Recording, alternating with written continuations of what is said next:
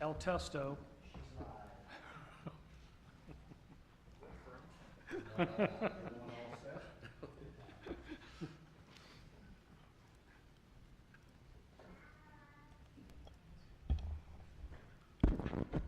Good evening, everyone. I'd like to call the Cicero Jackson Township Planning Commission meeting to order at 7 o'clock p.m. And with that, Mr. Zawadzki, would you do roll call, please?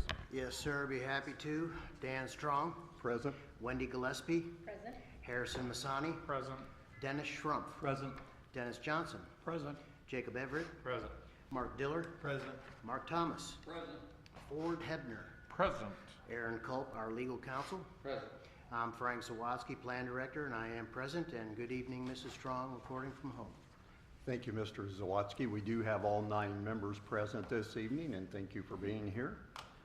And with that, we will move on to approval of minutes from January 14th. Has everyone had an opportunity to review those and look through them? Since we had a long meeting, there was quite a few pages to these minutes. And any additions, corrections?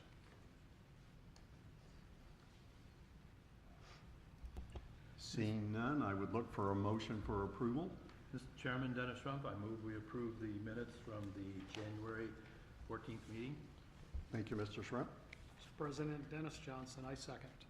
Thank you, Mr. Johnson. We have a motion and second to approve of January 14th minutes. All in favor signify by saying aye. Aye. Any opposed? Thank you. And I left those over there for you to sign, Mr. Thomas, please. We got it. Moving on to next would be public comment, and we do have someone that would like to address the Planning Commission, and that would be Kimberly Chance. If you would step up to the microphone and state your name and address for the records. And Not that you don't have it memorized by now, right? Kimberly Chance, 3161 East 246th Street, Cicero. I actually had a couple of things. The first suggestion, and I believe it's on the agenda tonight, if I understand correctly, I presented to the town council regarding emails that come in for different proposals.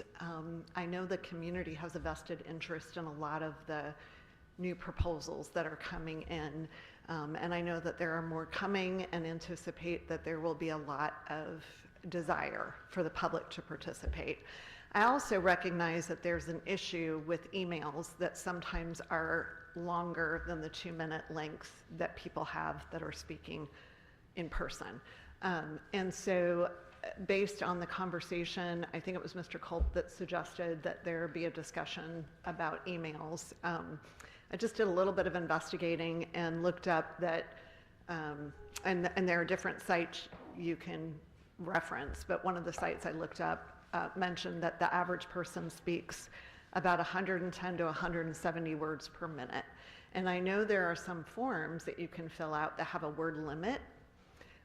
When you type in, certain things, if you're filling out a form, for instance, you might be limited to 500 words or 1,000 words or something like that. And so my suggestion was, could we come up with some sort of format where people in the community could actually still participate in an email that is read out loud at the public forum, but be limited to that 2-minute limit, just like everyone else. And I think, I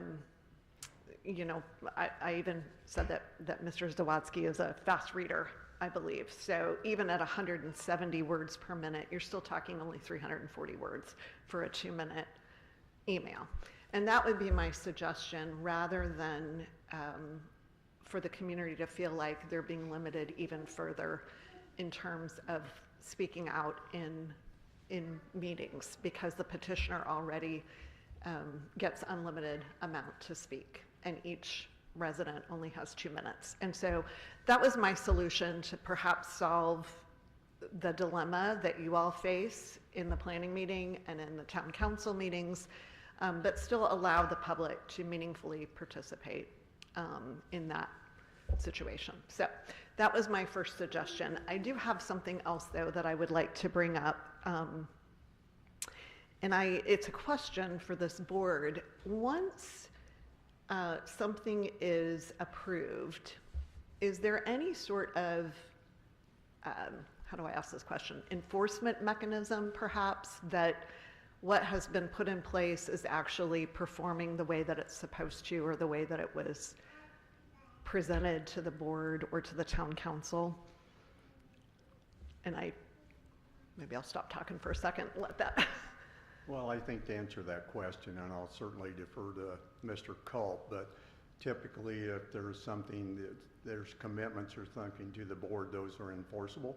And I guess it would depend on what it is and how it was stated and whether there's commitments attached to it. And Sure. Well, at the risk of sounding, again, complaining, because I'm trying to provide solutions, obviously, but while I appreciate being able to read how much gas prices are from my family room chair a mile away at McClure's, and I'm not exaggerating with that, I can actually read how much gas is a mile away. It has become apparent that there may be parking there at McClure's, which overnight parking.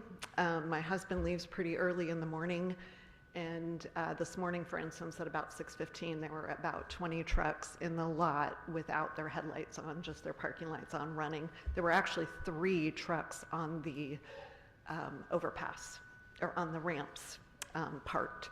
So my question would be, is there overnight parking? I didn't think that there was supposed to be with the approval of McClure's when I went to the meetings.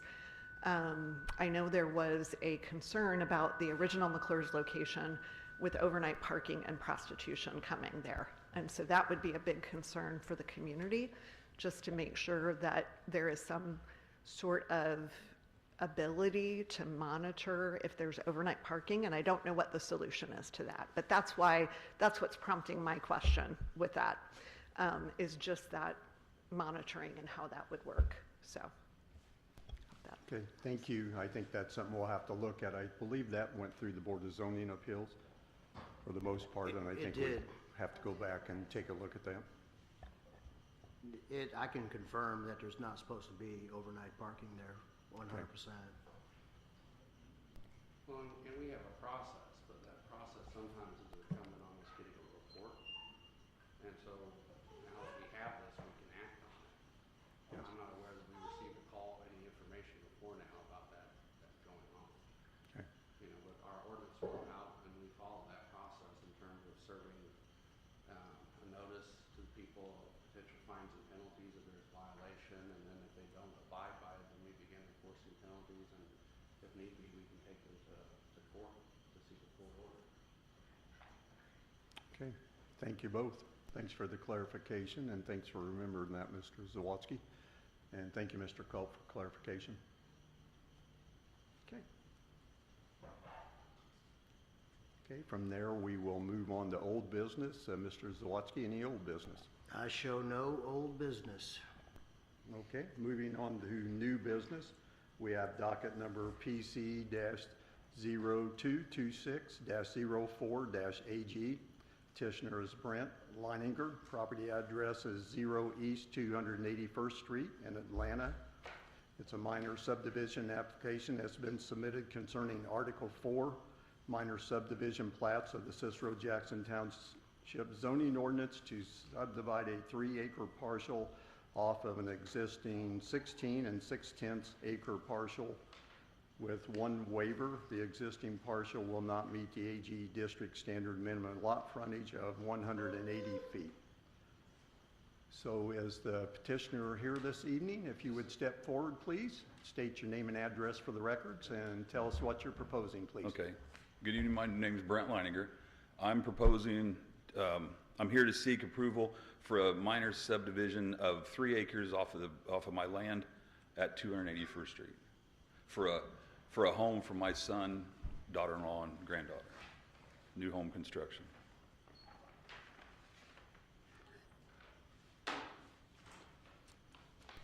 Mr. Zawatsky, what is the minimum frontage? Lot frontage should be 180 feet on in the ag district. And what is this? Do we know? it meets that standard. It's 250, 250 feet. I think, yeah. I think the concern would be the one lot next to it, it wouldn't meet the 180 feet. Is that why he's looking for a waiver? Yes, sir. We're actually not going to need that waiver. This came up during the TAC meeting. This center line, as you can see here, got my mouse on. That line is actually going to disappear with the new survey.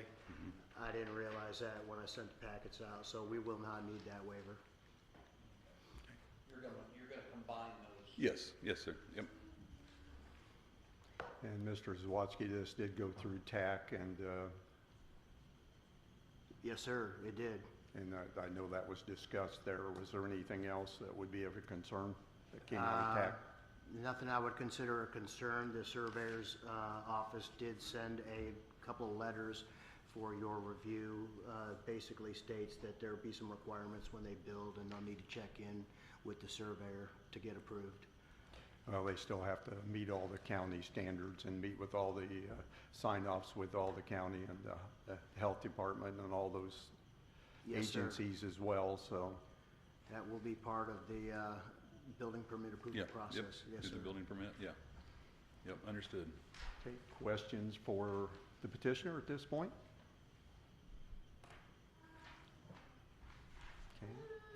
Okay, thank you. Hey, thank you guys, appreciate it very At much. this point, then we would look for a motion to open the public hearing portion of the meeting. Mr. President, Dennis Trump, I move that we open this matter to the public. Thank you, Mr. Schrum. Wendy Gillespie, second that. Thank you, Mrs. Gillespie. We have a motion and a second to open the public hearing. All in favor signify by saying aye. Aye. Any opposed? The public hearing portion of the meeting is now open. If anyone would like to step forward and speak either in favor for the subdivision or opposed to the subdivision, the board would welcome you to step forward and do so.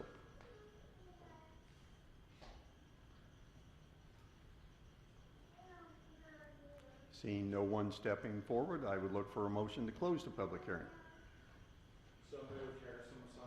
Second, Dennis Johnson. Thank you, Mr. Masani and Mr. Johnson. We have a motion to close the public hearing and seconded. All in favor signify by saying aye.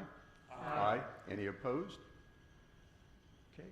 Discussion by board members. It seems to be pretty straightforward, and Mr. Zawadzki, it meets all the standards, It does. so.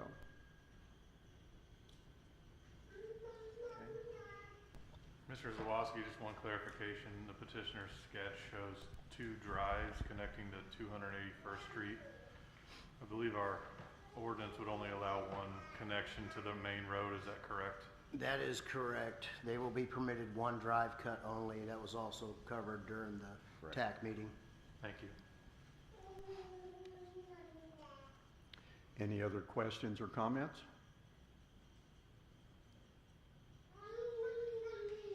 Okay, seeing none, then I would look for a motion. Motions are done in a favorable. Doesn't necessarily mean the way the vote will come out, but with that being said, I would look for a motion. Mr. Chairman, Harrison Masani, moving to approve docket number PC-0226-04-AG. Thank you, Mr. Masani. Dennis Trump, I'll second. Thank you, Mr. Schrump. We have a motion and a second. With that, I'll do a roll call. Wendy Gillespie. Approve. Okay. Harrison Masani. Approve. Dennis Schrump. Approve. Dennis Johnson. Approve. Jacob Everett. Approve. Mark Diller. Approve. Mark Thomas. Approve. Ford Hebner. Approve. And Dan Strong, I approve. So you are approved through the minor subdivision process. If you'll continue to work with Mr. Zawadzki, he'll guide you through the rest of the process. And you can get this subdivided and hopefully get your family moved out there in the future. Thank you, gentlemen. Thank you. Okay, seeing any other new business, we'll move on with Article 1 and Article 2 of the zoning ordinance discussion.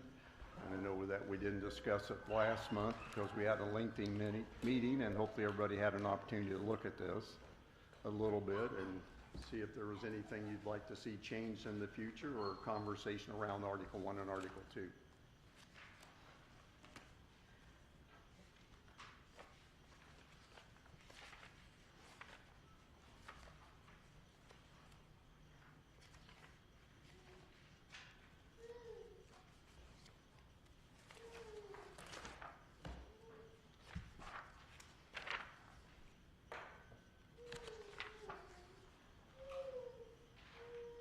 Needless to say, most of it was pretty bullet point. We'd have to make some date adjustments and some of those things in Article 1 and then update our maps and date on the 1.15. Just the things that I saw in Article 1. Has anyone saw anything else? I just saw 1.4, that's on page 14. The purpose, number, or the letter A, to secure adequate light, air, and convenience of access, and that safety from flood, fire. I wondered about the word "that" being in that. That, it did make sense to me, but I mean, it didn't detract from it, but it didn't, what, does that have to be there? Does Sure. that have to be there? That's a good point. And it may be, it may be just a typo or, something that was missed in proofing. Okay.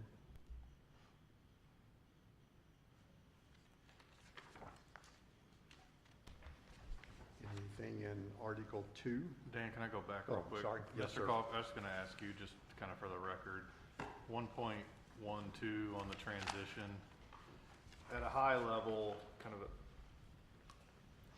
if somebody applies for something prior to a change, they're basically held to the rules at the time they applied. Is that a fair assessment? Yes, it's whatever date you receive a petition, the Okay. rules in effect on that date apply. Okay, thank you.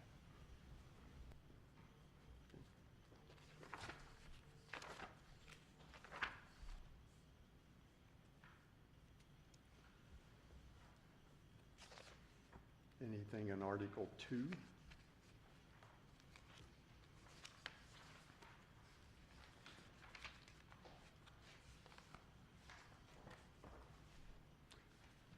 The only thing I saw there again was back to making sure the dates correspond and that the comp plan, when it was done the last time, was updated.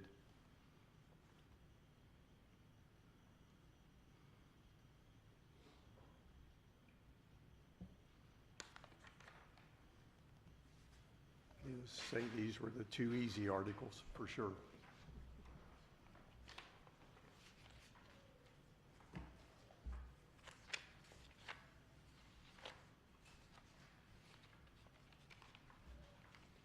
So I think we can, based upon we don't have a lot in those particular two articles, we can certainly choose some other articles and continue to work on them, but I think we need to have the discussion around when we would like to bring in a consulting firm to help us at some particular time.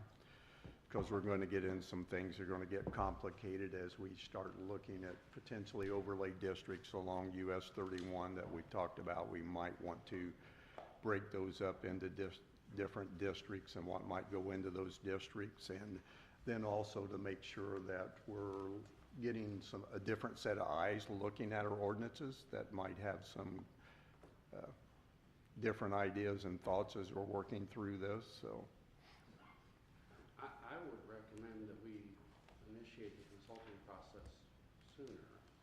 I think it would be more productive to work through these with the consultant guiding that. Okay. Especially if we're going to ask them to look at our new comp plan and incorporating that into ordinance updates. I think doing a systematic approach, because, these are 11 years old and there are things we need to update into them based on the comp plan as well as whatever feedback the board's going to have through that process. sure. No, I think that's a good suggestion.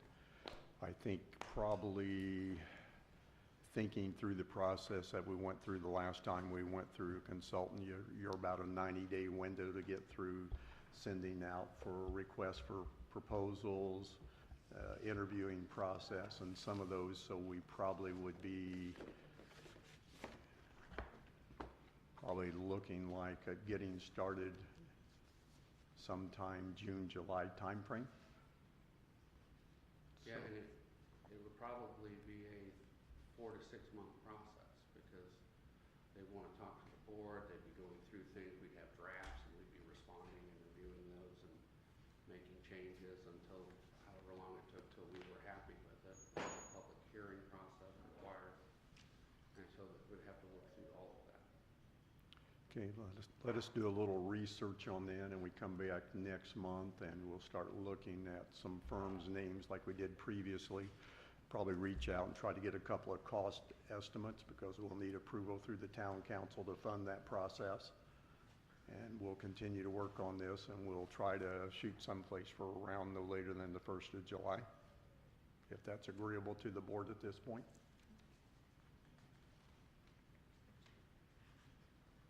Okay, we'll continue to move forward to that, but in the meantime, if everybody wants to continue to look through, the zoning book, and thank you again, Mr. Thomas, for providing the copies that we can mark up and do whatever we want to do with, so we can keep our other books intact. So that was nice of you to provide those for all of us. Thank you.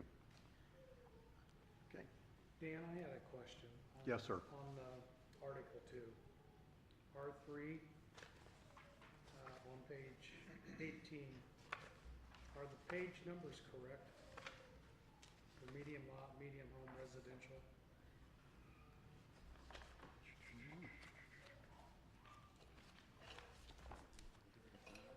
We're on page 18.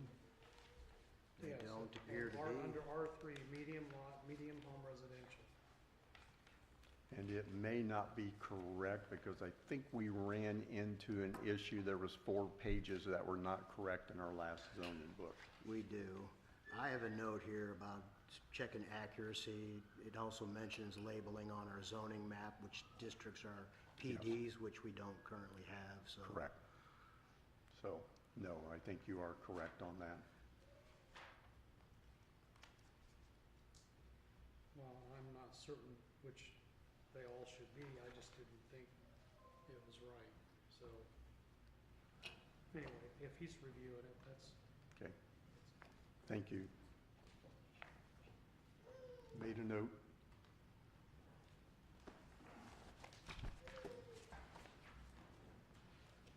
Anyway, we've got a lot of work ahead of us, and it's good if you'll start reviewing things as we're having discussions, and as we start going through the articles, we'll have some notes and things that we can work from, and you can certainly send those off to Mr. Zawatsky or myself, or just write them down, so when we start the conversations, we can make sure that we don't miss anything through the process.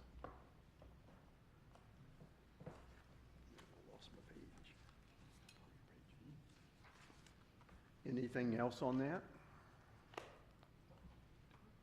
Okay, seeing none, we'll move on to letter submittal procedure. And thank you, Mrs. Chance, for your comments.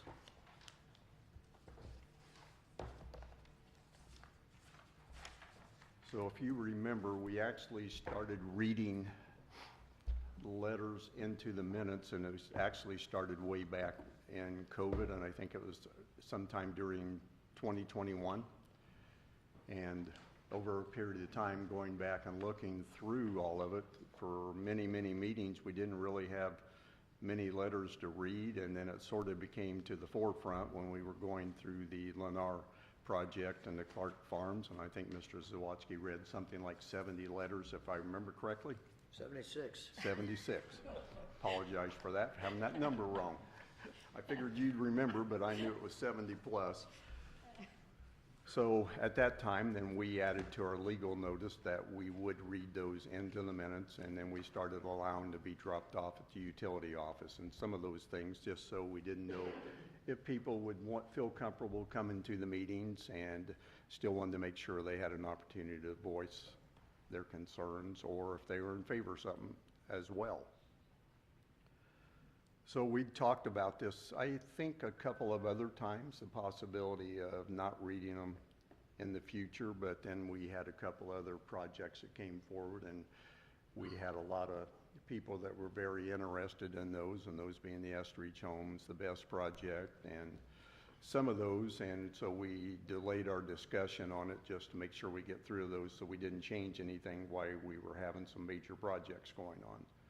So it appears, you know, at this point, we don't have anything in front of us that's contentious at this particular time, so I think it's a good time to have the opportunity to discuss this, so that's why it's on the agenda this evening.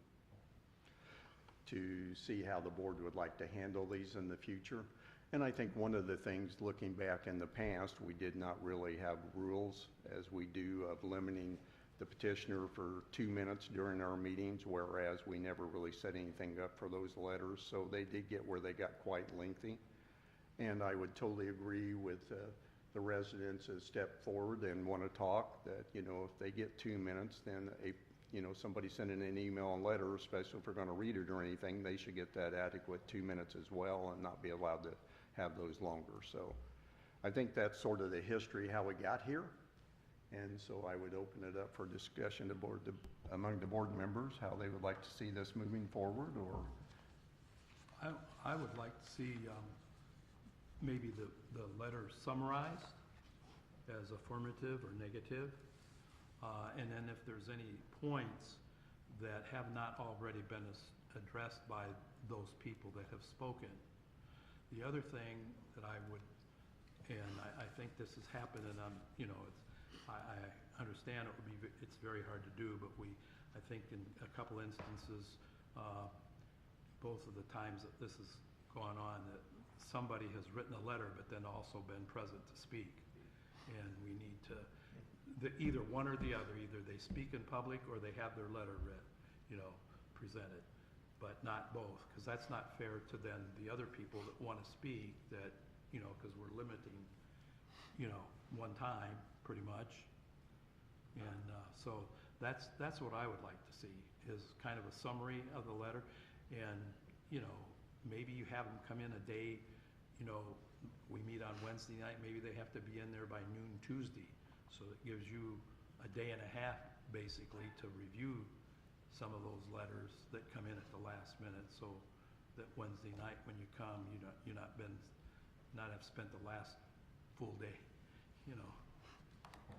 If that's what the Plan Commission wants, that's what I'll do. I will say one thing. I have some concern about summarizing. I feel that somebody may... I think you're going to have, there's a lot of pitfalls, because somebody might think you misrepresented, or that you ignored something that they thought was important, because we're making ourselves an editor of someone else's free speech. Well, how do you then keep it to a 2-minute length? Well, you Read the first... on him, and he could read for 2 minutes and cut it off. And well, then though, he might, you know, the important part of that letter might be at the end. Right. Well, But one thing I want to point out, the intent of a public hearing is for the public to hear what's being presented and to have a chance to comment to you on it. And so it's for them to get, before you make a decision, to hear what it is they're worried about. And the reason other jurisdictions don't read letters aloud, and the reason we didn't do it until COVID, is because they've given you their comment and you can sit there and read it, and because it was submitted, it's part of the record that goes in there along with the minutes. And so the intent is for them to communicate to you, not for them to necessarily have it broadcast. What we talked about at the council meeting last week was the possibility, we set a deadline that all public comment, or all written comment must be in by, say, Monday the week of the meeting. Like Monday, 2 o'clock or something. Frank gets the comment out to you that same day, giving you guys 48 or more hours to read everything. And then he posts it online, so if other members of the public want to see and read what was submitted, they can have immediate access to download it. And so that comment's still out there for the public to see, but it gets it to you, and then it doesn't become a prolonging of the meetings or create the situation. And so the council seemed to think that would be a solution that would meet those objects.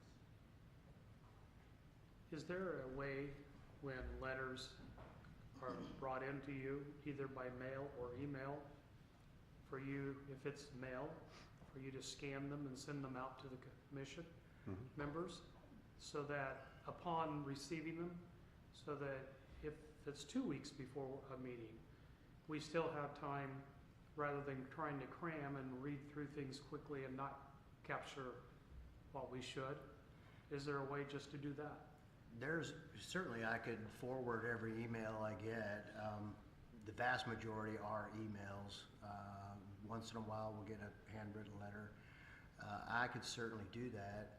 I think we may need to add the caveat of having the letters completely submitted maybe a week or so before the meeting, because the vast majority of these come in like the last 2 days typically. So in the event of a high number of letters, you'd still be getting bombarded with probably not enough time to read them. Are we not restricted to 48 hours before a meeting? No. No, I meant the council for public notice and things. Well, yes, so in this particular case for the planning commission, it's a 10-day notice, not counting the day of a meeting. So Okay.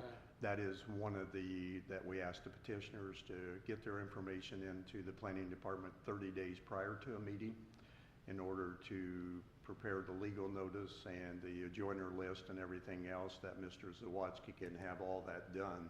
So the petitioner can do their legal notice, their adjoiner list, and their sign a minimum of 10 days prior to a meeting.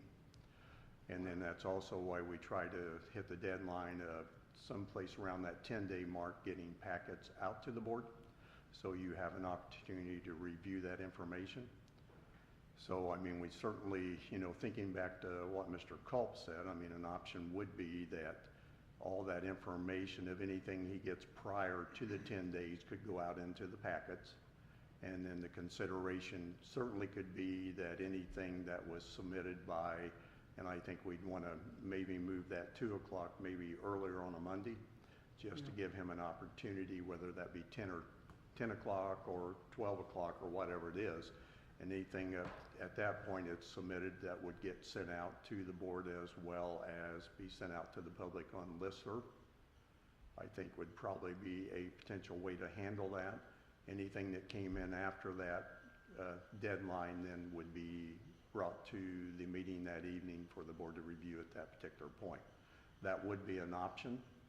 And then the other option would be, the board might want to consider, would be that, we certainly, if the board felt we wanted to read those, would be to set it at a word amount, because that's probably a good suggestion, and maybe that would be 300 words in it, because that would eliminate the ones that at last meeting, I think we saw one that was 4 pages, and we didn't read all that one, so in the spirit of time and the meeting being running late anyway. So I think those are a couple of options to consider, and certainly open to any other options, but those would seem maybe 2 viable options that still would give the public the opportunity to see what was being presented as well, and I don't think we want to limit that at this point. So I like Mrs. Chance's suggestion of limiting the words. It seems fair, and that if that's how much time you have to speak, then you should be limited in an email. Could also, if I've got 4 pages of thoughts, or I can stand up for 2 minutes, I might send 6 pages in, and that would be, and so I think by having it even, having the word count, then whether it's an email or they're gonna speak publicly, I do like having it ahead of time so that we can read it. But no matter what the situation, I think that imposing the word count is a good suggestion. So, Mr. Culp, and if we went the route of saying they all had to be in by certain time, we still can restrict the amount of words that could be in that as well, even if they're not being read. So, for an example, I know it was, probably didn't get this straight. So I'm sending in a letter to Frank.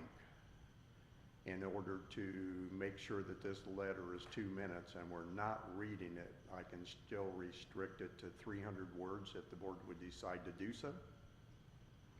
Or do we have to, at that particular time, allow them to do a 3-page document if they want to. I don't think we can restrict it. The reason we are allowed to restrict comments in a public meeting is because that affects how long the meeting runs, which affects everyone who's there, limits how many people get to talk and things like that. But you don't have that concern if you're not reading the letters out loud, because I can give you 15 pages to read because it's not going to lengthen the meeting at all. Sure. I wanted to make sure we clarified that as we're having this discussion, so. Yeah. So there wasn't any misunderstandings of what we were talking about and what we could do or not do, so. Can we put a time restriction on when those letters are supposed to be in before the meeting? Can we say all letters need to be in by 10 o'clock on the Monday morning prior to the meeting? And if your letter isn't in before then, that it's not gonna be, it may be entered into the minutes, but Yeah. chances of it being seen are probably minimal. Or it's not gonna be seen at all, so. We could set that limit, and then those packets go out the same day to you. And then if anything comes in after that, Frank could bring it here to the meeting and distribute it. But people know that because they missed the deadline, how much time you have to spend reading it. That's what many jurisdictions do, is they have a deadline so they can get them out. And they don't piecemeal it. Now, sometimes, let's say you have something that's generating a lot of mail. You might send out a first batch of letters on Friday to get everything out you've got. And then Monday, when the deadline comes, you send out everything you've got since Friday. And so that gives you guys time to chew through the first part of it over the weekend. And then you've got 48 hours to read whatever came in during the last 2 days. So I want to make sure I understood your question. So currently, we allow letters up to 3 o'clock the day of a meeting. So are you proposing we no longer do that, but we set maybe it's 10 o'clock on Monday? 10 o'clock on that Monday prior to the meeting, you need to have your letters in to be sent out to the board or the commission to actually read those letters. And then the intent, anything that came in after that, we would not review? Well, that was a question. So if we've got to review them, your packet's gonna go out to the commission, you're gonna have a chance to review it, but if you send it in after that, Frank's gonna bring it to the meeting, and it may not have a thorough review on it because, there's just not enough time. Yeah. That's what would happen there, because you could bring them in here and you guys will have a chance to read through them, but you're not going to have 2 days to wade through it and do everything else you choose to do. And as a comment on the word count, I think the word count is great, but I think it would have to be, you mentioned a jot form, it'd have to be just a set form that everybody would use for those comments and would limit the number of words, because most people aren't gonna count the words. A lot of people aren't gonna count the words that actually goes into it. I think we eliminated the word piece unless we're reading it into the minutes, or reading it in, right?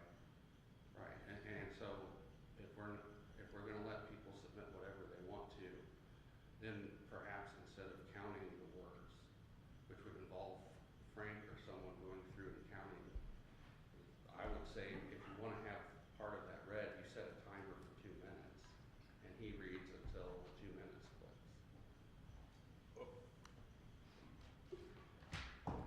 If they submitted those to the commission by 10 o'clock on Monday or 12 o'clock on Monday, would we need to read all those into the minutes because the commission has already had a chance to look at all those prior to the meeting? No, the only reason we're talking about reading these into the minutes, we started this strictly because of COVID. We were trying to give people a way to speak when they couldn't come to our meetings.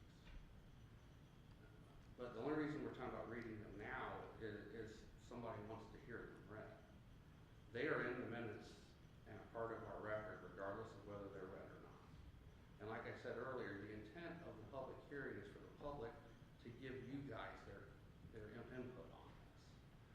And so that can be in writing, that can be verbally. To the extent it's being read out loud, you guys have already read those letters. And so you would be doing it strictly for the benefit of people listening in the audience. And that's where I think the discussion the council had last week was, well, if we post those online, then the public can read the entirety of the letter, not just 2 minutes. And everything's transparent, they can see exactly what we received. And so a clarification on that, just so everybody understands as well.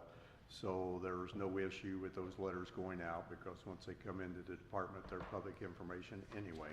That's correct. I know there was a concern about redacting things because of people sending in fake invoices, and I don't know if everyone's aware of that, but it seems to be more than just Cicero Jackson Township that getting information when it's getting posted, then people are pulling that information up, and Mr. Zawadzki's received a couple or 3 calls where people have got faked invoices based upon information, and Mr. Culp has seen that elsewhere and the county as well. So basically taking off some of the information off the application that it goes out, even though it's available if anyone wants to call and ask that.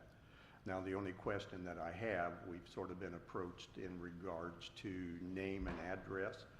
So when that's stated, then it would appear that we would need to at least leave that name and address on that letter as well, or that email. We would at least want to have their name up there. Okay. You know, but we're having people come to our meetings and announce their address, the same as that. And it's a different situation. The reason the scam has been working in some cases on the petitions is because I've submitted a variance petition to you, and then they send an invoice saying your variance petition is $4,000. And somebody from the county actually paid that and lost the money. They cut and paste the logo, they cut and paste the name, it looks exactly like it's on your letterhead. And it comes in and it asks them to wire that money out. The town's putting information out there to alert applicants. But somebody who's commenting doesn't have a pending petition where that scam would work. So Aaron, if we did publish all letters that come to us, would not the town have some liability if something like a scam hit them, if we don't redact at least the address?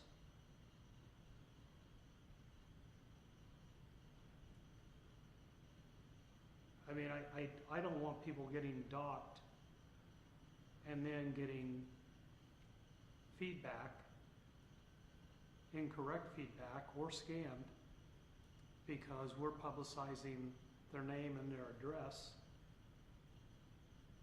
I kind of like the idea of people being able to read those letters rather than taking the time in a meeting to go through all these letters.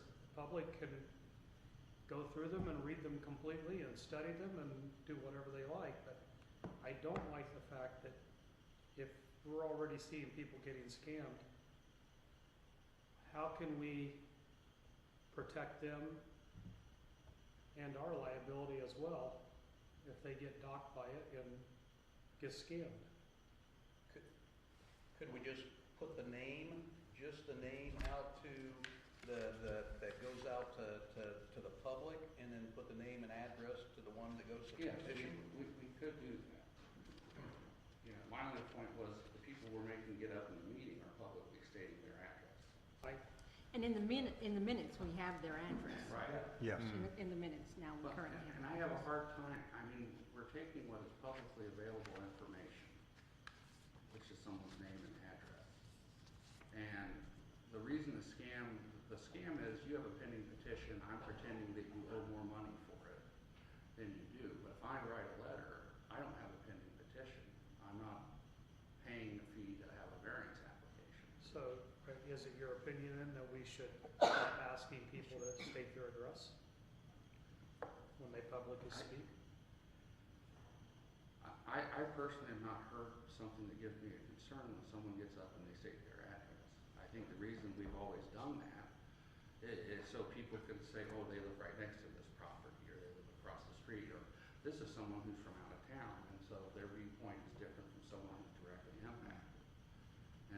that's part of why it's done that, to let you guys know who's talking to you and where they're from. But we could certainly say we don't want anyone's addresses for both of those, if that's what we want to do. The addresses are pretty publicly available on Yeah, Hamilton so County we can- GIS. Yeah. The way that the scam worked when they did it before was because they had their phone number and email address on the applications themselves. And they knew the application was pending. Right, and what it was for, so they could kind of tailor it to really seem legitimate. Just for the record, I'm pretty sure I told you guys this last month, but we have been redacting that personal information on those applications. Name and address will still be visible on the applications, but it's the phone numbers and email addresses that we've been redacting.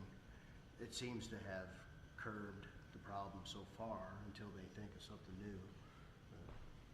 I have a thought that if the decision is made that we're gonna post them, I think we need to have it on our website and as frankly as part of our policy, if we adopt a policy around this, that whatever they submit is what's gonna be posted. And that's my opinion, because I don't think we have the staff capacity to have Frank and other people try to go in and redact stuff. I think it's gotta either be, if you submitted this email, it's gonna be turned into a PDF, or if you submitted a document, we're gonna scan it. Cause there may be somewhere we get 2 or 3 and he could do that, but if we get 200, I mean, there's just no way we can, I think, make a representation that we can redact things. So I'm not suggesting that that's what we're gonna decide. I'm just saying if we decide it, I think it's gotta be, it's a copy of what was presented, or it doesn't happen, because I don't think we can responsibly and efficiently redact things. And with that, just so I understand, we could have it then none are read. That if you submit after the deadline, then those will be brought to the meeting for us to review if we have time, but those, none will be read aloud, correct? That would be correct if we Okay. went that route. Okay.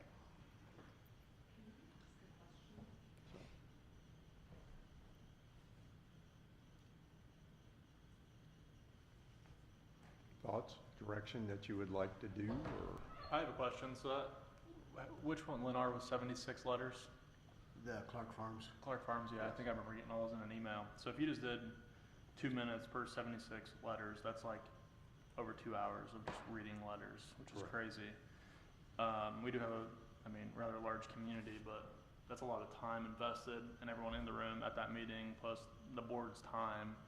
I think having a deadline for the emails to be sent ahead of time, because we read those emails ahead of time for Clark Farms anyways, because of the amount, made a lot of sense, and actually gives us more time to digest their points as well. It's my opinion. So I think it'd be hard to do a word count anyways. Right now, can the public access the letters? Because I haven't seen all of them, and so I guess that would be the main question is, I think letting the public and us see the letters would be key. Well, I think that's the way the board's leading. If the decision is made that we're not going to read those, that they would get sent out on the listserv system. Anything prior to the cutoff time of, and we haven't determined what that might be at that particular time, but anything at that particular point that came out, the board would have all those letters, as well as email and letters would get posted on the listserv, so the public could review those as well. And then anything that came in after that would be brought to the board that evening of the meeting for the board to consider those as well at that particular time. But right now, the letters aren't publicly available. If someone wants to see those, yes, they are available. They are a part of the record. If you came in and said, I want a copy of the record for Clark Farms, those would be included along with the agenda, the minutes, and everything else that was submitted. In this particular case, we're just making sure that it gets sent out to everyone, that everyone has an opportunity to review those prior to the meeting. Can it be tied to our agenda? In other words, public, the letters for that meeting that would be on our agenda would be also other pages to that agenda. The agenda will come out before we get all the letters. Because the agenda goes out about a week and a half ahead of the meeting. Usually 10 days prior to. Right. And so this would put the date so that we get letters much closer to the meeting date, so it would come out later. But couldn't it be added to that agenda for that meeting? Online, you mean? Yeah. But I think that's what we had discussed, Yeah. was posting it on our page along with the information, because we have the information for each meeting. And so that would get posted. So in theory, I think to answer your question, and I hope I interpreted this correctly, but if the information went out 10 days prior to a minute, you also get the plot plans, the data that goes along with it, the application and everything. So that certainly could be sorted, that the letters that pertain to that particular petition, I think is what you're asking for. So you would know those letters were related, like this evening, to this subdivision. And if we had another docketed item, then the other letters would be behind the next docket, I think is what you're asking, if I understand that correctly. Definitely that, and definitely, for example, last month's meeting, I don't think the public has access to what was read into the minutes till now, because we accepted those. Well, they actually had access to it because they heard it. So this is a little bit of change in that they won't hear them, they actually will get it in a written format that they can review. Gotcha.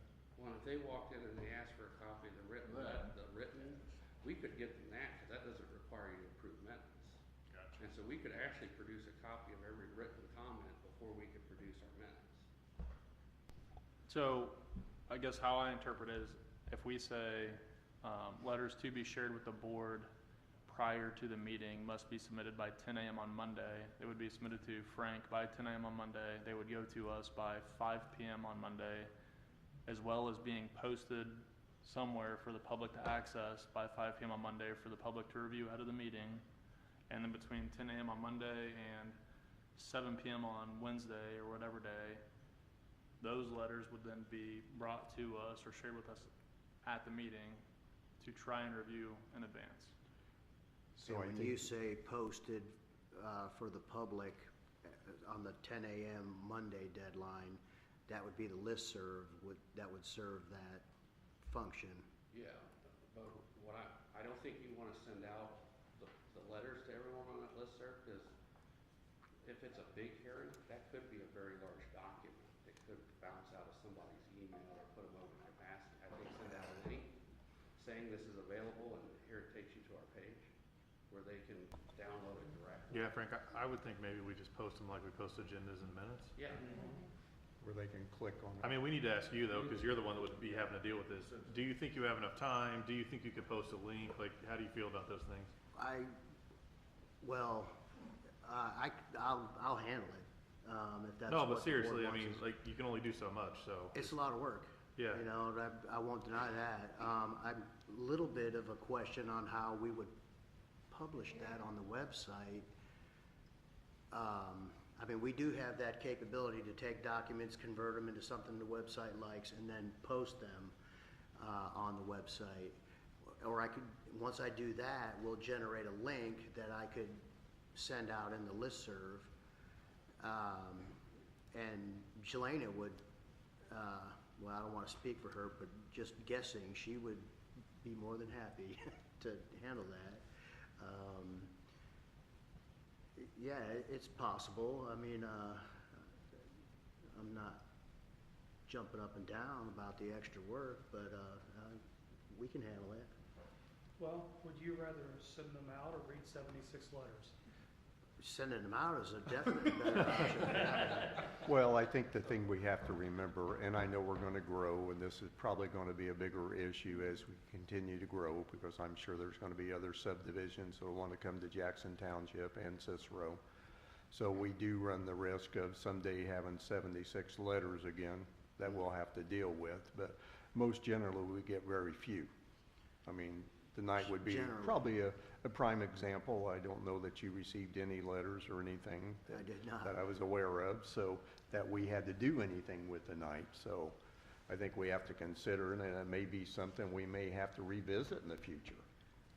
So is that As where well. we're at with, Well, I don't know. what I would like to hear is from beginning to end, a specific set of instructions that I can refer back to and make sure that I get this right. I don't think they made that call yet. Yeah. Well, And- if This- that is the, Yeah, and I need to, Have there been, and this may not be popular, and I'm just asking, it's not that this is what I'm thinking, is how we should do it, but are there other ones? I mean, there was a lot of things that were done because of COVID and because, you couldn't get together, you couldn't, and after a certain amount of time, companies, people, everything, stop that.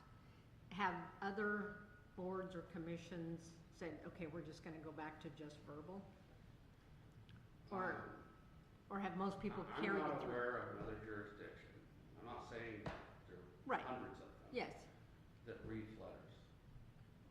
most don't read letters. Correct.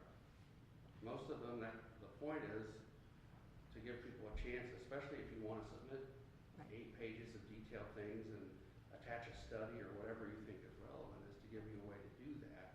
Because that doesn't always work well in a public hearing. Right. And when there's a limit on time. And, or I can't make the public hearing and maybe I only had 2 minutes worth of stuff to say, but I'll write it instead of coming to the meeting.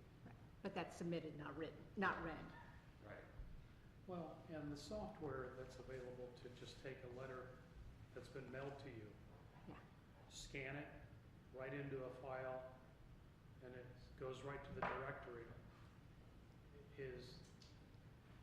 I know it takes more time in doing that, but unless you're getting the 76 letters, it's not that many. it's not that big of a deal. And you're exactly right, that's what it takes. We'll scan it and I'll send it to Jelena, she'll stick it in a file. And every time I get an email, I forward it to her. I reply to the sender first and then I forward it to her and say, read at the meeting. And then she assembles all that stuff. She's very efficient, at doing that kind of thing. So it's not the end of the world to do things like that. That's actually a pretty simple task. If we go this route, would the board be opposed to having an email address that's just for comments? So that way Frank's inbox isn't getting bombarded. That's just like, comments@ciceroin.org or something, so that it could be a little more streamlined. It doesn't mean you're not gonna get comments, because you probably will, but if we can try to push people to send it to this address that goes into the process, I think that would make your life maybe a little easier. That would simplify things quite a bit, I think. I don't want the board to consider Frank doesn't like it, necessarily. No, it's not, but at the end of the day, the town has limited resources and limited staff, and so it's not about, that just makes it more efficient for everybody, in my opinion, just something to consider. I That think sounds that's a something good doable. suggestion. And then the idea of the link makes all the sense in the world, because that's what you do today. You refer them to the link, they click on the link, and they can see anything they want to see. That's it. So I think that works well. I think the only thing I would back up on was something that Mr. Masani mentioned, that we would not want to, I don't think, allow letters to come in till 7 p.m. the day of the meeting, because I know that sometimes you get those to the last minute, and I think we would want to maybe continue to keep that cutoff on the day of a meeting, maybe 3 o'clock or something, that give you an opportunity, because you get prepared for the meeting and you need some time between that cutoff time and the time to That get is- here to set up for the meetings and some of the other things that we Correct. do. So I think we would want to stick with maybe that 3 p.m. cutoff at the day of a meeting. Well, I think Oh. I think you have to give us the input, what you need for those. I like the idea about cutting it off a few days in advance, better than anything you guys have suggested so far. Those 2-3 days, particularly before a really big hearing, extremely busy, phones ringing off the hook, people are stopping in unannounced. There's a lot of stuff to make sure we get right and we get to everybody, so giving myself 4 or 5 days or even 3 days in advance to deal with some of this stuff would be the most helpful thing that this board could ask for, I think, in that regard. The handling of the information, the transferring it to a link and sending it out, all that's secondary to actually sorting through this stuff. So we could do it Monday, 10 a.m. cutoff, and then it's cut off. So then there's no bringing more to the meeting that we might have a chance to, I mean, if it's a cutoff, it's a cutoff. I think they have to share them, I'm pretty sure. Well, I just don't like the idea that we've gotten letters in the last 40 hours and at no point are they sent to you. That's where I was, if we set that, we can set the rules. Mhm. This is when you must submit them by, this is the deadline. Right. But if we get them after that, you know, at least that provides an opportunity for him to put those in your hands and you to look at them ahead of the meeting. And you would say, if you want them to go out to the members before the meeting, you have to get them in by this deadline. And now, if you want to do this, you'd say if they come in after, they would be given to them. But so Frank could be getting them at 3 or 4 o'clock on Wednesday. Well, and you could say, you could have a deadline for that process, where you could say anything received after this but before this would be tendered to the members at the meeting. So to simplify that, so could the cutoff just specifically be at 10 o'clock on the Monday prior to a meeting? Yeah, And then we don't deal with anything after that? yeah, because as long as we put that out there and that's the official rule, then, and the public knows that's when they have to get them in, we put that in the legal notice so everyone knows what the rules are and then we follow them. Well, I think that takes out the question of, so everyone would get to see that, including the public, if they wanted to click on the link. Because I think the concern would still be that if we accepted letters after 10 o'clock on Monday, they were given to the board at the meeting, then the public still might feel that they never got to see those letters or had an opportunity to hear what was being said. So maybe we just stick with a cutoff and we don't have that window of time that's a gray area that the public might feel that they didn't get to see those letters as well. We have that standard in place now. If anything submitted after 3 p.m. will not be read, so we'd just be extending that cutoff period. Yeah, that's why I was thinking maybe that if we're leaning this way, we just cut it off on Monday and we don't accept any letters after that. It certainly makes it a lot simpler to put it in a legal notice, because we can say the cutoff instead of 3 p.m. the day of a meeting will be Monday with whatever date it is and by 10 o'clock. That's the best idea I've heard so far, I think. I just think otherwise you're opening, I can be a procrastinator. So if I'm told 10 o'clock, but I got until noon, You're gonna wait till about sometimes it's 11:45. 11:45 and it's, so. I think 11:59. Well, I think the So, other, and with Frank having to get ready for the meeting and everything else, then it's like, and so if all of a sudden, 3 o'clock, then, the Monday deadline would be fair to him and his staff. yes. Yeah. Yeah. Then if there's problem getting things uploaded Right. onto the site or something like that, Yeah. there's plenty of time to get that done before the meeting. well, and it also saves the board being distracted at the meeting of trying to Yes. read additional emails Mhm. and letters. And we Yeah. can stay focused on what's in front of us, and maybe that would simplify the process. I'd be honest, that if you came in here with a stack of stuff that came in after Monday and expected me to read it before or during the meeting and pay attention to everything else that was going on, it wouldn't get done. Yeah. My focus would be on the meeting and the agenda. So we've certainly bounced around a lot of ideas and a lot of thoughts. So where did we sort of land on this? Is the board like the idea of not reading those? And that the letters and everything and emails go out in the packets prior 10 days or in that neighborhood? I don't want to pin you to 10 days, because sometimes you're dealing with things and it might be 8 days, 10 days, but when the information comes out to the board, it goes out to the public. And then we set a deadline on Monday that in our legal notice, so everybody understands that all the letters and emails have to be submitted by, I think 10 o'clock or noon is fair, whichever one the board would like to do, but I'm sort of leaning towards 10 to give everybody plenty of time to review those. Then those would get also sent out to the board and then also out to the public via a link that they could click on. So they would have an opportunity to see all the information that the board saw, and then there's no window of time after that that someone could submit something that the public would not be able to see also. The only difference would be at the meeting, they're limited to 2 minutes, but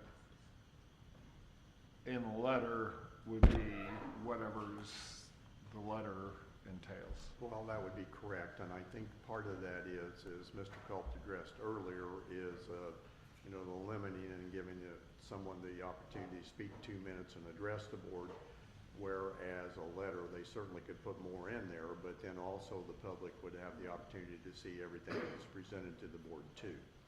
I don't know that I would feel comfortable that if we started reading a 4-page letter and you get through 340 words, or whatever that number is, that we tell Frank the 2-minute timer goes off and we don't want to hear what else they had to say.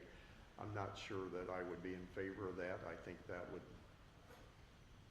the important pieces might not be presented at that particular point. Somebody could spend 2 minutes telling us what they think about the weather, so.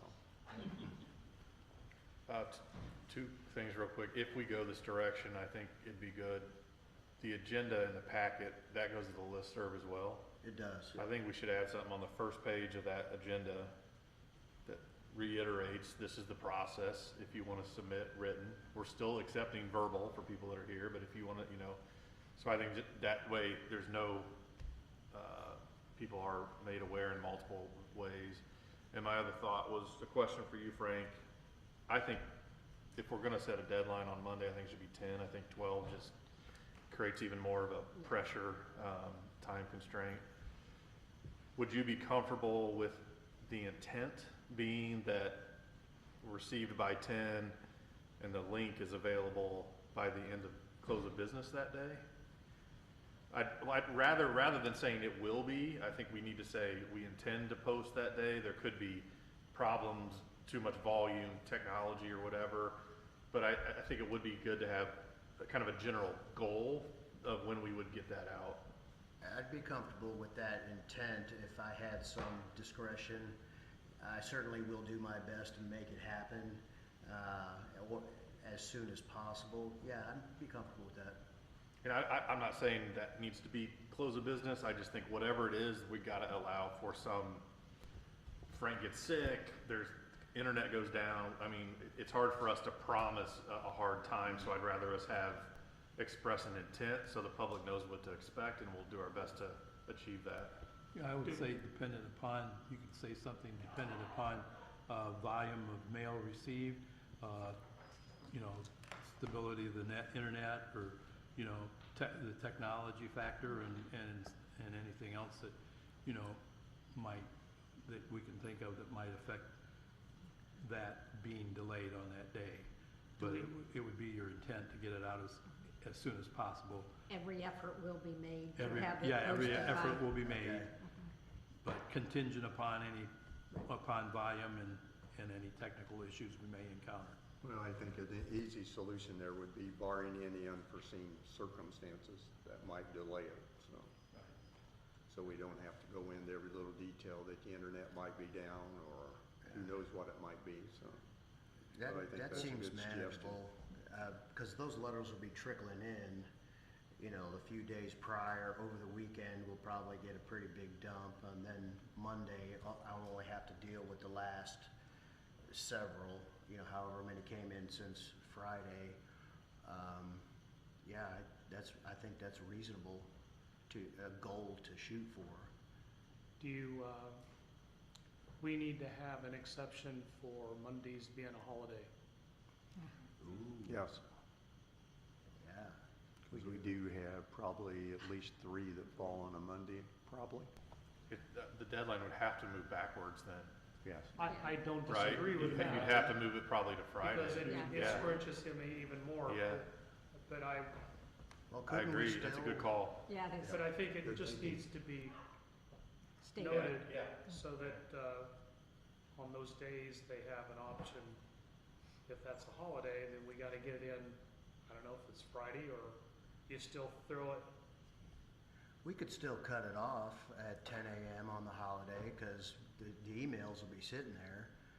With But no then now you're exception to doing- holiday then.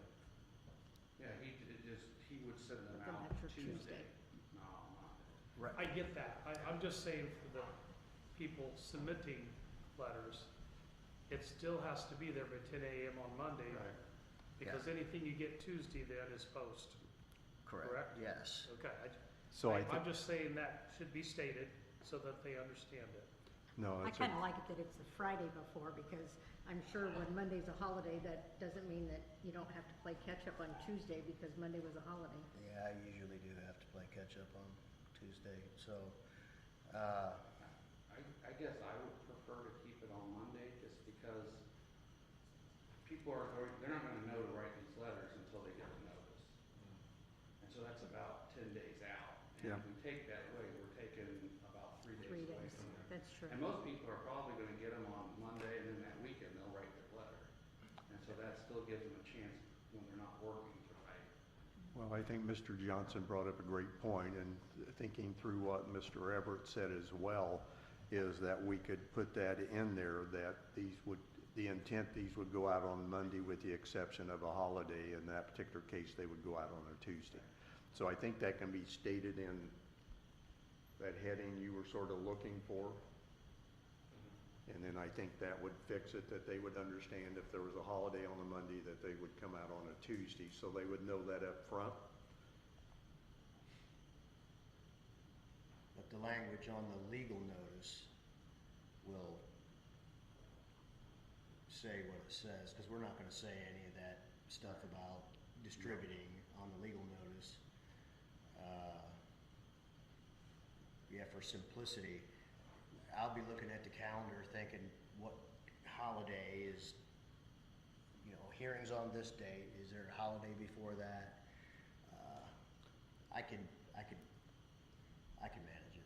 Well, I don't think you would have to deal with the holiday if we left it that they have to be in by 10 o'clock 10 o'clock on a Monday, irregardless. That's what the legal Okay. notice would state always. So the only thing we're discussing is when I collect that data and get it sent out. That would be correct. So we Yes. were trying to come up with that verbiage that Mr. Everett was talking about in regards to, we might want to include this so that people would know that on a Monday, that if it's a holiday, they won't get it on the Tuesday, so they're not confused. But putting some verbiage there so everybody understood. Just simply as, please consider Mondays, if they're holidays, the deadline is still 10 a.m. on that Monday. Understood. So I have a question then, will this also apply to the BZA? Or would that need to be a decision that the BZA makes?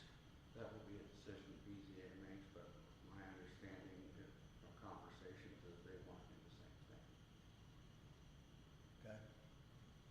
Unfortunately, when we make changes or whatever, they're just never as simple as you think they're going to be. There's a lot of things to That's think correct. through and a lot of discussion, and It simplifies if both of those bodies go by the same rules. certainly.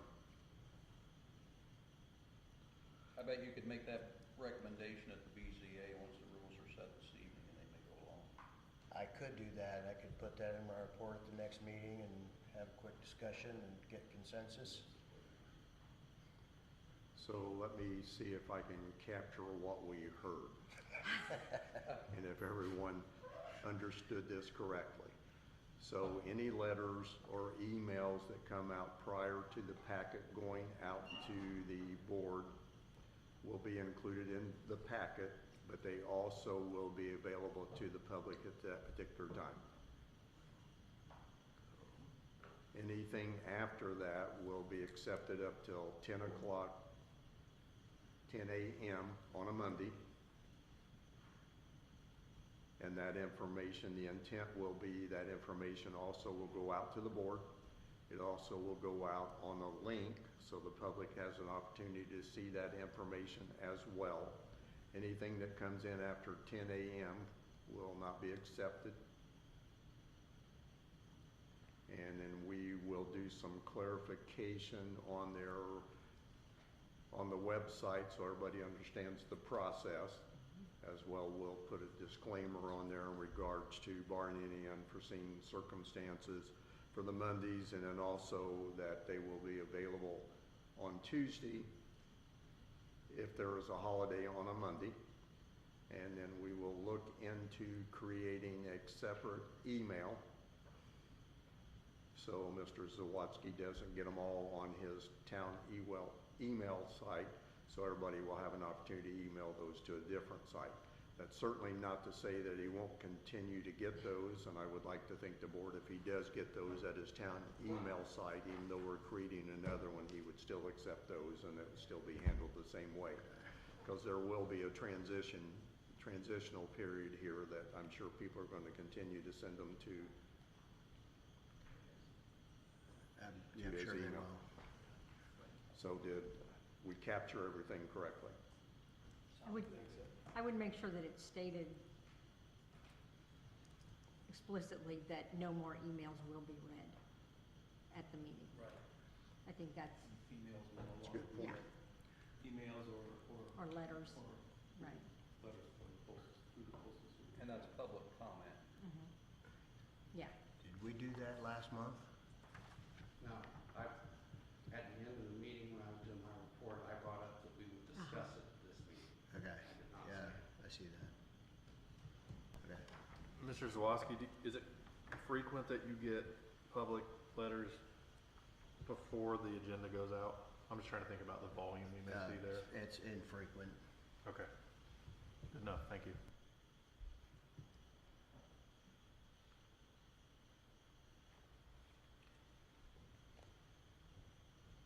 Other discussion, or is that how the board would like to proceed, or? That sounds good. I think we pretty well beat this one up. No, I'm good with what It's we. important.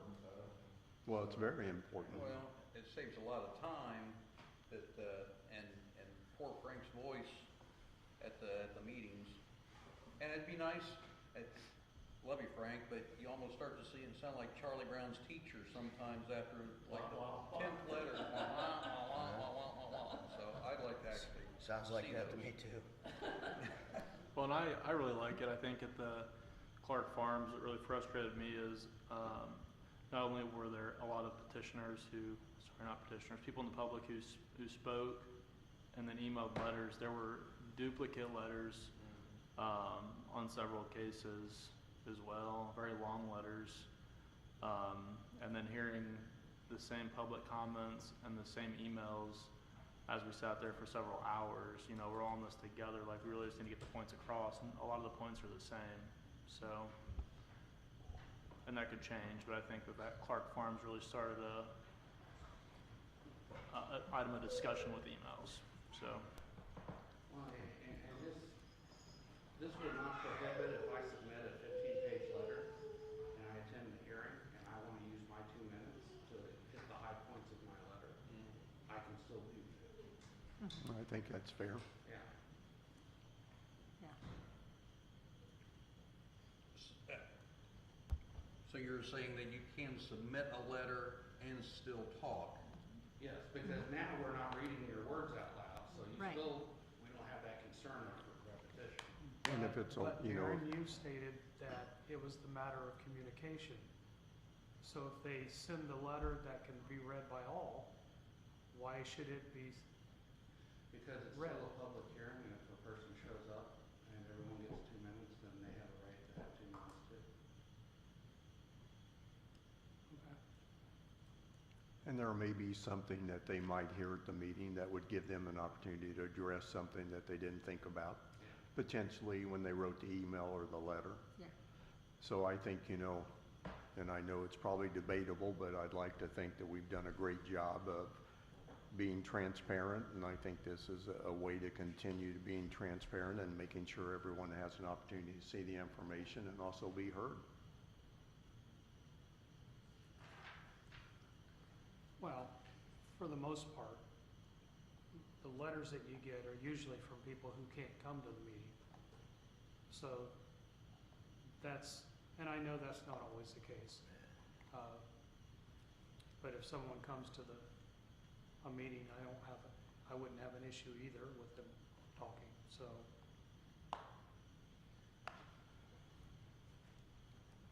Okay, so is the board consensus, this is the direction that we will head? Yes. Any opposed to that? So I could notify the public that this is a change tomorrow. Well, let's put some information together and make sure that we get everything spelled out, and then we'll send that out. Yeah, make sure we're all happy it's written clearly so that. I have the plan commission's blessing though to, as soon as we get it put together in a way that is professional and clear, get it out ASAP. And Mr. Culp, would you like to see that before it goes out? Yeah, I'll work with Frank to get it in front of all that. Okay. Okay. And then we'll also want to make sure that we tweak our legal notice as well to reflect those changes as well. It Mr. might be a good idea to listserv, just to send out the new rules when they're ready, and that way we call attention to it. Well, no, I definitely think we want to get those out. I just want to make sure that we have it in format that's acceptable and that we don't miss something. And, you know, I think that would be good for you to review that just to make sure that you felt we covered everything that we've talked about this evening and Sure. the best way to handle that. So if you'd work with Mr. Zawadzki on that, I would appreciate it. So, I was gonna ask you, Mr. President, are you comfortable with consensus, or would you like action?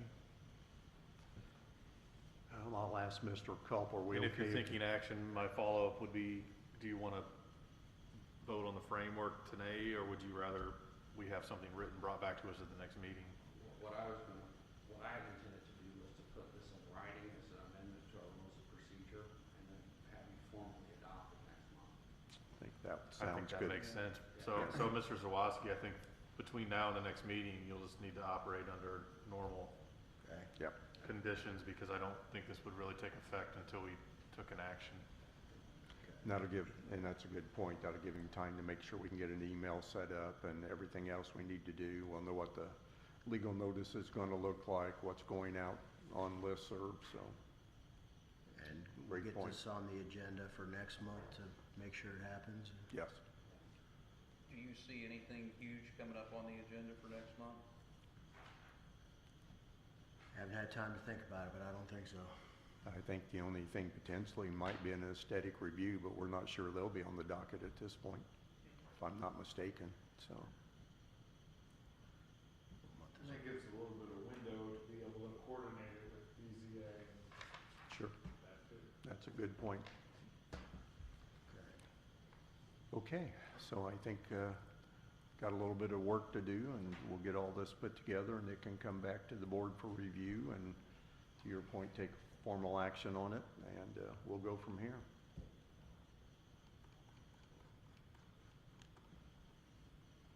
That sounds acceptable? Are you asking me? Yes. Can I give one piece of advice?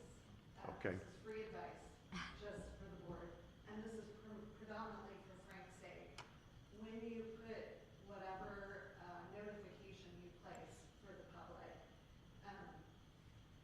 my suggestion, and again, this is free advice, you don't have to take it if you don't want to, but I've talked to a lot of people out in the public and known the dynamic. I don't want Frank to get a ton of feedback from people that feel like the public has a deadline that you all don't really, because something could happen, like internet or somebody's sick, or you see what I'm saying? Like, just be careful the way that it's worded, so that when it comes out, I think that's a good idea. I'm not suggesting you don't do that. But when you communicate to the public, we're just in this window where people are super sensitive, and I don't want Frank to get a lot of feedback, because he's kind of the tip of the spear, where people see him in the office, and if they feel like, well, Frank just put a deadline, but now he's not abiding by it, that's not fair to Frank. Sure. That's just my piece of advice. Well, no, we appreciate that. Wording that you, It comes with the territory. Yeah. I know that, and you've been really gracious with that. However, I'm just trying to Thank you for that. Try to read the community before that happens. Yeah, I appreciate you mentioning that. Well, that's the only reason I asked for your additional thought, because sitting as someone that I know will be reading all these and thinking it through, that's why I wanted to touch base back with you, even though the board's already made their decision in what direction we're going to head, and or at least on the surface, that's what it looks like. Until we see everything, there's no formal action taken, but I think that's why we'll have Mr. Culp look at all this as well and try to make sure that all the i's are dotted and the t's are crossed as best we can, and if there's... I appreciate that. I actually appreciate the willingness to hear the community and to try to be fair to the community as well. Like, I understand the position y'all are in, and it's not a comfortable one. So even the fact that you all are willing to talk about it and talk through that, I think is, from my perspective, very much appreciated. Well, thank you for that. We appreciate that.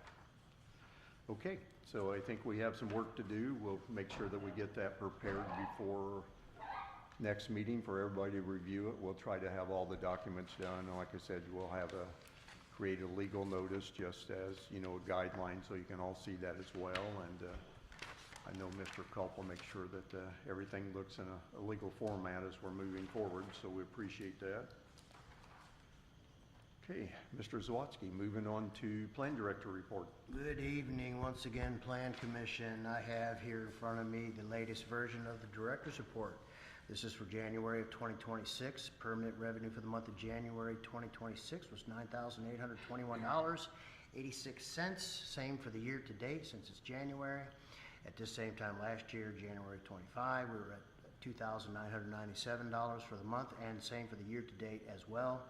That's a difference for the month of January, a plus $6,824.86, and that is same for the year to date as well. We issued a total of 12 building permits for January of 26. 9 were for within the corporate limits, no new homes there. We issued another 3 out in Jackson Township, of which there were no new homes out there either. Estimated cost of these projects is $58,725. In other news, we started using a new system, yay. So there are 2 additional PDFs that I sent out with my report here, with your packets, so that you can get a look at what the reports we want them to look like going forward. We have a whole lot of bugs in this system. We're working them out, and frankly, we're not happy at all with the way things are going. But we are getting it ironed out. It's a very robust, complex system, so there's a pretty big learning curve here. We do have a BZA hearing here at this facility, which is the Cicero Town Hall, and that is on January 19th of 2026. We do have items on the agenda and will meet. That is my report. That may or may not be February 19th. I'm sorry, February 19th, here at the Town Hall, 7 p.m. Questions, comments for Mr. Zawadzki? I will have to say I like the format of the new reports, that they're broken down into Jackson Township and the municipal boundaries of Cicero, because I think it gives us an overview of, and then also you have the work description and some of those things, so I think it gives everyone a little more detail to what you're working on, and some of the comments that you're giving the people that are applying for permits. So I do like those. I think that's a huge improvement. Here's the old one. Looks pretty basic. Yeah. And it was tough to generate that, and it has a lot of limitations as well. This, once we figured out the process, absolute breeze. Took 5 seconds to generate that. So all of that information is stuff that we enter, or typically the petitioner enters it as they're applying for the permit. So that part of it is a pretty big time saver. Well, I wanted to share with you, I know that you're working through a lot of things that trying to get some of this fine-tuned, and some of the issues that you're dealing with by being in the office. I hear some of those sometimes, but I also wanted to share some positives with you that I think, as you're working through this, just the reports and things are a huge improvement, so. Thank you. We'll keep working on it. Okay. Anything else for Mr. Zawatsky? Okay, moving on to President's report. I really don't have anything this evening. I think we covered most of it, and for the most part, we'll continue to work on looking for consultants for the working through the ordinances and updating those. We'll come back with some information on that. And then also we'll continue to work on the discussion around the letters that we talked about this evening, and certainly appreciate everyone being engaged and sharing your thoughts and your comments. As I've said many, many times, that I like the makeup of our board. We're not like-minded, and everybody brings a little bit different perspective when we have these discussions, and it opens us up for some great discussions, and I think we end up with good results that way. So thank you for all that. With that, I would look for legal counsel report. Mr. Culp. I don't have anything at this time. We already talked about the things I was bringing up tonight. Thank you, Mr. Culp. Board member comments? Is a House Bill 1001 that's going through, is there any movement on that for the state? It is in the Senate now. It's passed out of the House. And it's got hearings upcoming, and there are going to be amendments offered. AIM, well, it's not called AIM anymore, is it? Yeah, Accelerating Unionized Municipalities, it used to be the Association of Cities and Towns, is actively trying to organize to stop it or amend it. For those of you who don't know, they're trying to restrict our authority over residential subdivision. They're trying to take away our ability to set rules for them. They're trying to force us to have higher density ones, and it is being pushed forward largely with the support of home builders and other people to take discretion away from locals. And so I know all the municipalities, the county has come out publicly against it as well. But it has continued to move so far. And so we'll find out in the next 30 days or so, because this is a short session here, so we should know towards the end of February if it's going to wind up anywhere. Thank you. Well, and for those who are tracking at present, there's a bill now that's in the Senate that addresses townships. This bill was written, and I think I commented last year because there were people worried about what was being done.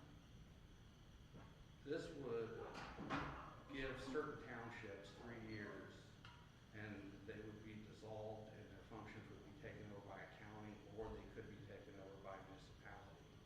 But it applies to townships that meet certain requirements, and it's aimed at small townships that don't have a lot of residents, and small townships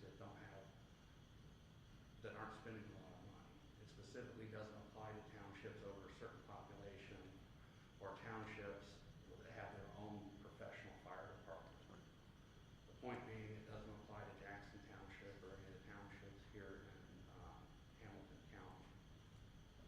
And that's what Speaker Houston and others had said last year when they were talking about it. They're trying to go some of these units where they don't have enough residents to make the tax revenue worth operating it as a separate entity. But that's not something that's going to affect us as it's currently written. That's passed the House and it's in the Senate as well. But doesn't that open the door? I don't think so. I mean, they've been trying to change the township laws, and part of the reason they couldn't is because not all townships were the same. Some townships were very active, had a lot of residents, and they had actively providing things like firefighting. And other townships, there's very little, if any, activity. And so they targeted the ones that were identified as the problem. And I think some view that as things that actually take the pressure off, because the townships of the problem are being addressed, while the rest of them aren't being impacted. I'm a bit more pessimistic at times. I'm usually pretty optimistic. Thank you, Mr. Culp. Mr. Schrump, did you have a question? Okay. Seeing no further board member comments, our next Planning Commission meeting will be here March the 11th at 7:00 PM. And with that, I would look for a motion to adjourn. Mr. President, Dennis Trump, I move we adjourn. Thank you, Mr. Shrimp. Mr. Chairman, Mark Thomas, I'll second that. Thank you, Mr. Thomas. We have a motion and a second to adjourn our meeting tonight. All in favor signify by saying aye. Aye. Any opposed? Thank you. Meeting is adjourned. Yay.